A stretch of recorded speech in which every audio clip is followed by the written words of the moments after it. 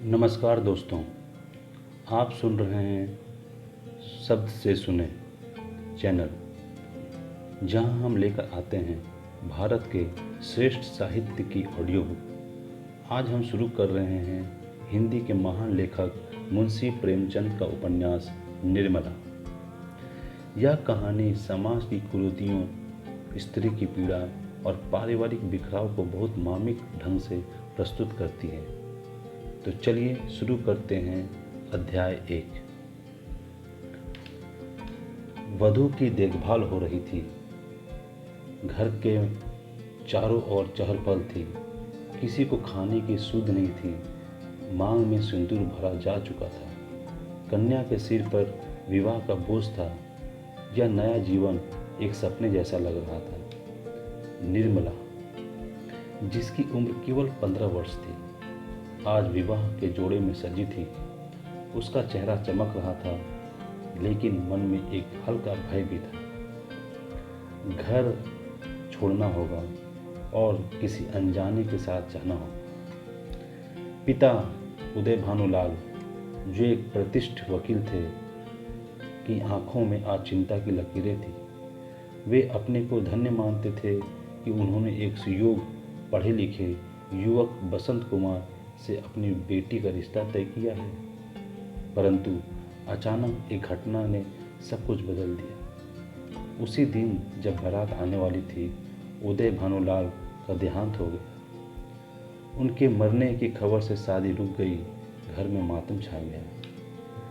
अब प्रश्न यह था, क्या विवाह होगा? कौन आगे बढ़ेगा? कौन निर्णय लेगा? निर्मला की किस्मत उसी क्षण से पलट गई। इस दुखद मोड़ पर कहानी की शुरुआत होती है। अगले अध्याय में जानेंगे कैसे निर्मला की जिंदगी में आता है एक नया फैसला, और वो रिश्ता जिसकी कल्पना भी उसने नहीं की थी। यदि आपको कहानी पसंद आ रही है तो लाइक करें, चैनल को सब्सक्राइब करें और बेल आइकन दबाना ना भूलें।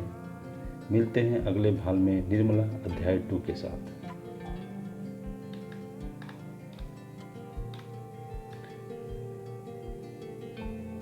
चलिए, स्वागत है आपका शब्द से सुने चैनल पर।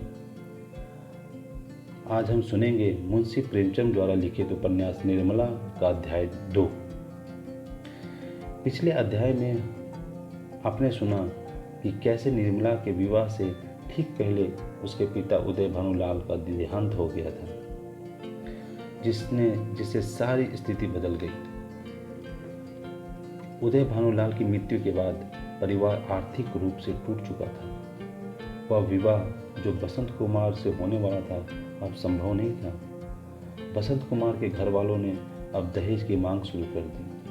पहले जहां संबंध प्रेम आदर्श पर आधारित लगते थे, अब उनका असली चेहरा सामने आ गया। निर्मला की मां कुंदन सदमे में थी। एक और बेटी की चिंता, दूसरी ओर घर की आर्थिक स्थिति। अब कोई सहारा नहीं बचा था। तभी परिवार के एक जानकार टूटे हुए स्वर में सुझाव देते हैं, क्यों ना किसी बुजुर्ग विदुर आदमी से विवाह कर दिया जाए जो दहेज न मांगे।